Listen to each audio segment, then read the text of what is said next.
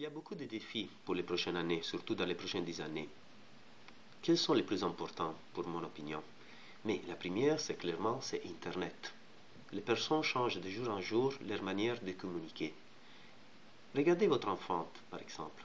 Combien de temps il passe près de la télé et près Internet? Pratiquement, il passe tout le temps sur Internet. Il commence de plus en plus à oublier qu'est-ce que c'est la télé.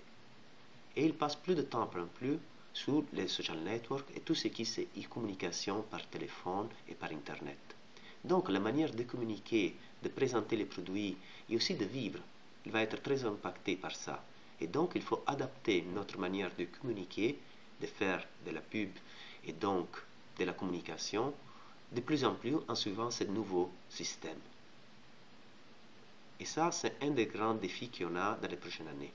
Lié à ça, donc aussi tous les systèmes de communication, toutes les manières de communiquer vont être impactés et donc aussi notre manière de vivre. Les personnes utilisent de plus en plus cet outil que sont les téléphones, par exemple, pour leur vie de tous les jours. Et donc aussi, l'exigence du client, il est impacté par ça. Et donc aussi, notre société qui travaille dans le monde vert doit s'adapter à ce changement de la société. Les clients avec qui on va travailler dans les prochaines 10 années sont des clients complètement différents comparés à celui-là avec qui on travaille aujourd'hui. Parce que leur manière de grandir, de communiquer, sera complètement différente comparé à ce qui on travaille aujourd'hui. L'autre important défi qu'il y en aura, c'est dans notre secteur, le passage à des produits qui sont dynamiques. Qu'est-ce que ça veut dire? Dans notre société, on utilise un produit de verre. Les verres, vous savez, sont des produits statiques. Ils ne changent pas leur performance. De plus en plus, les produits deviennent dynamiques. C'est la même chose qu'on a eu dans le monde de la photographie, dans lequel on est passé à des photos traditionnelles, à des photos électroniques.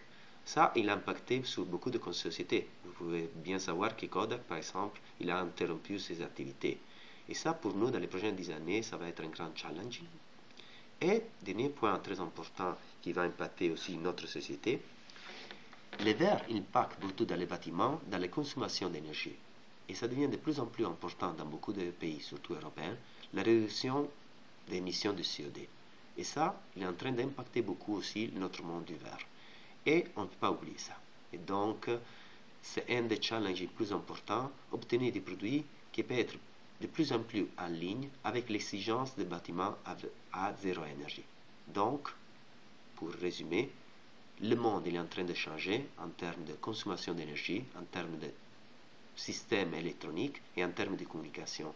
Et ça, c'est le défi plus important qu'il y a le marketing aujourd'hui. Ok. Tu veux que je le refais? J'ai une petite question sur les réseaux sociaux. Oui. Parce que les réseaux sociaux, ce sont des gens. Or, bon, nos clients ne sont pas des gens, ce sont d'autres industriels. Donc, est-ce que vraiment nous devons être présents ou comment devons-nous être présents sur les réseaux sociaux alors qu'en fait, nous ne communiquons pas avec ces gens-là puisque ce sont les clients des clients des clients de nos clients.